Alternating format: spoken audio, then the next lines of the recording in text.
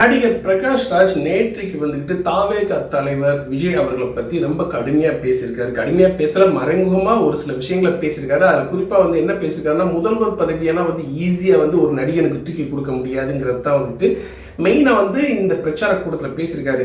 அதாவது நடிகர் விஜய் இருக்கார் இல்லையா, தாவேக தலைவர் விஜய் அவர்கள் பிரகாஷ் ராஜை பத்தி இப்போ வரைக்கும் எந்த ஒரு விஷயத்தையும் பேசினது கிடையாது. ஆனால் வந்துட்டு பிரகாஷ் ராஜ் அப்பப்போ தாவேக தலைவரான நடிகர் விஜய் அவர்களை பத்தி ரொம்பவே பேசிக்கிட்டு இருக்காரு. அதுவும் குறிப்பா நேற்றைக்கு பழனியில் நடந்த பிரச்சார கூட்டத்தில் வந்துட்டு அங்க உள்ள வேட்பாளர் ஆதரிச்சு பேசின அவர் வந்துட்டு என்ன சொல்லியிருக்காருன்னா, அதாவது சினிமா மாடல், திராவிட மாடல், அடிமை மாடல் அப்படின்னு சொல்லி 3 விஷயம் இருக்கு. இந்த 3 விஷயமே மக்கள் தான் பிரிச்சு பார்த்து அவங்கவுங்க வந்து வாக்குகளை வந்து போடணும் அப்படிங்கிற விஷயத்த சொன்னது மட்டும் இல்லாமல், சினிமா மாடல் அப்படிங்கிற ஒரு விஷயத்தில் வந்துக்கிட்டு ஈஸியாக ஒரே படத்தில் வந்துட்டு மிகப்பெரிய ஸ்டார் ஆகலாம், மிகப்பெரிய அளவுக்கு பணம் சம்பாதிக்கலாம். ஆனால் வந்துக்கிட்டு அதில் வந்துக்கிட்டு ஒரே படத்தில் திடீர்னு டாக்டர் ஆகலாம், என்ஜினியர் ஆகலாம், ஒரு முதல்வராக கூட ஆகலாம். ஆனால் நிஜ வாழ்க்கையில் அப்படி வந்துக்கிட்டு நடக்க முடியாது. மக்கள் வந்துக்கிட்டு ஒரு நடிகன் மேலே மிகப்பெரிய அன்பு வச்சிருக்கலாம். அந்த அன்பை வந்து தவறாக வந்து பயன்படுத்தி ஒரு தமிழ்நாட்டுக்கு ஒரு மாநிலத்துக்கே முதல்வராகணும் அப்படி நினைக்கக்கூடிய ஒரு எண்ணம் மிகப்பெரிய தவறு. தன்னுடைய படத்துக்கு தான் ஏழையாக இருந்தால் கூட, தங்கிட்ட காசு இல்லாட்டினா கூட கடனை வாங்கி வரிசையில் நின்று அப்படியே போட்டி டிக்கெட் எடுத்து கட் அவுட் வச்சு அவனுக்கு பாலாபிஷேகம் பண்ணி அவனுக்கு ஒரு மிகப்பெரிய விசில் அடித்து பாராட்டலாம், கொண்டாடலாம். ஆனால் அதே நடிகனுக்காக வந்து தமிழ்நாட்டையே தூக்கி கொடுக்க முடியாது அப்படிங்கிற விஷயத்த நடிகர் விஜயோட பெயரை குறிப்பிடாமல் நடிகர் பிரகாஷ் ராஜ் அவர்கள் வந்துட்டு அந்த கூட்டத்தில் பேசியிருக்காரு. ஆனால் அவருக்கு வந்து, அதாவது நடிகர் பிரகாஷ் ராஜுக்கு விஜய் மேலே என்ன வன்மம் தெரியல, இந்த அளவுக்கு வந்து பேசியிருக்காரு. நான் வந்து விஜய்க்கு சாதகமாகவும் பேசல, பிரகாஷ் ராஜுக்கு எதிராகவும் பேசலை. ஆனால் சொல்ல வந்த விஷயம் வந்துக்கிட்ட அவர் சொல்லியிருக்கக்கூடிய விஷயம் கண்டிப்பாக மறைமுகமாக நடிகருடைய பேரை சொல்லாமல் இருந்தாலும் முழுக்க தாவக கட்சி தலைவரான விஜய் அவர்கள் தான் வந்து சொல்லியிருக்காருங்கிறது எல்லாத்துக்கும் தெரிஞ்ச விஷயம். இது போக வந்துக்கிட்டு நிறைய கட்சிகள், அது குறிப்பாக வந்துக்கிட்டு தமிழ்நாட்டுக்கும் தமிழ்நாட்டு மக்களுக்கும் மொழிக்கும் ஏதாவது பிரச்சனைனா வந்துக்கிட்டு நாம் பேசின அளவுக்கு அரசியல் வந்துக்கிட்டு பேசியிருக்காங்களா யாராவது? அப்படி சொல்ல போனால் நாம் தமிழர் கட்சியை சார்ந்த சீமான் அவர்கள் தான் வந்துக்கிட்டு நிறைய பேசியிருக்காரு. 10 வருஷம் மக்களுக்காக பேசியிருக்காரு. அந்த அளவுக்கு இப்போ இருக்க ஏதாவது அரசியல் தலைவர்கள் பேசியிருக்காரு அப்படின்னா கண்டிப்பாக வந்து அது சந்தேகத்துக்கு உள்ளது தான். குறிப்பாக வந்துக்கிட்டு அவர் தாவேக கட்சி தலைவர் பேசியிருக்காரா, அதாவது விஜய் அவர்கள் பேசியிருக்காராங்கிறது தான் அந்த கூட்டத்தில் வந்துக்கிட்டு மறைமுகமாக சொல்லியிருக்காரு.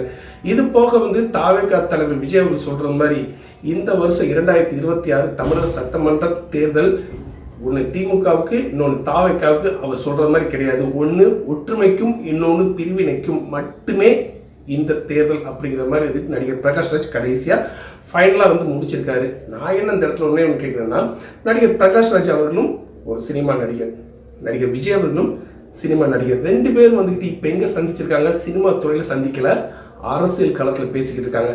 கண்டிப்பாக பிரகாஷ் ராஜ் வந்து ஒரு மறைமுகமாக நடிகர் விஜய் அவர்கள் வந்து பேசினாலும் அவர் எதற்காக பேசுகிறார்? ஒரு அரசியல் ஆதாயத்துக்காக பேசுகிறாரா, இல்லை ஒரு அரசியல் கட்சிக்கு சப்போர்ட் பண்ணி பேசுகிறாரா? அதுங்கிறது எல்லாத்துக்கும் தெரிஞ்ச விஷயம். ஒரு கட்சிக்கு சப்போர்ட் பண்ணி தான் வந்து பிரகாஷ் ராஜ் பேசுகிறாரு.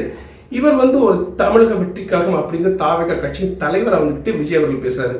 நல்லதுக்கு தான் நான் பேசுகிறேன், மக்களுக்காகத்தான் பேசுகிறேன், தமிழ் மொழிக்காகத்தான் பேசுகிறேன், இல்லை ஏதோ ஒரு மொழிக்காக ஏதோ ஒரு மாநிலத்துக்காக பேசுகிறேன்னு சொல்லி பிரகாஷ் ராஜ் அவர்கள் பேசினாலும் அவர் கருத்து சரிதானே, கரெக்டாக தான் பேசுகிறாரு. ஆனால் இந்த பக்கம் தமிழக வெற்றி கழக கட்சி தலைவரான நடிகர் விஜய் அவர்களும் என்ன இந்த அளவுக்கு வாழ வச்சு மிகப்பெரிய புகழையும் பணத்தையும் கொடுத்த தமிழ்நாட்டு மக்களுக்காக வந்து நான் ஏதாவது செய்யணும்னு ஆசைப்படுறேன்னு சொல்லி அவரும் அரசியல் வந்திருக்காரு. 2 பேருமே வந்து ஒரே நோக்கத்துக்காக, நல்ல நோக்கத்துக்காக வந்திருக்கேன்னு சொல்லி சொன்னாலும் 2 பேர் ஏன் வந்து இந்த அளவுக்கு வந்துக்கிட்டு, 2 பேரும் இல்லை, பிரகாஷ் ராஜ் இந்த அளவுக்கு விஜய் பற்றி ஏன் வந்து வசைப்பாடுகிறார், இந்த அளவுக்கு ஏன் வந்து ஒரு நெகட்டிவிட்டியாக பேசுகிறாங்க தான் இங்கே வந்து நம்ம பார்க்க வேண்டிய ஒரு விஷயம்.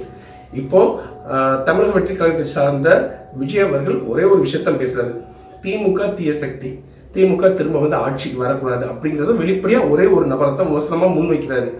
ஆனால் பிரகாஷ் ராஜ் வந்துக்கிட்டு இந்த அளவுக்கு அவர் மேலே, விஜய் மேலே வந்து ரொம்ப ஒரு விஷயத்தை தமிழ்நாட்டை ஆள நினைக்கிறது தவறு, நீங்கள் வந்துக்கிட்டு ரசிகர்களுடைய அன்பை தவறாக பயன்படுத்துறீங்க இப்படின்னா சொல்லக்கூடிய விஷயம் வந்துக்கிட்டு ஏன் வந்து சொல்கிறாரு அப்படிங்கிறதுனா, கண்டிப்பாக ஒரு கட்சிக்கு சப்போர்ட் பண்ணி பேசுகிறது தான் நம்ம வந்து புரிஞ்சுக்கிட முடியுது.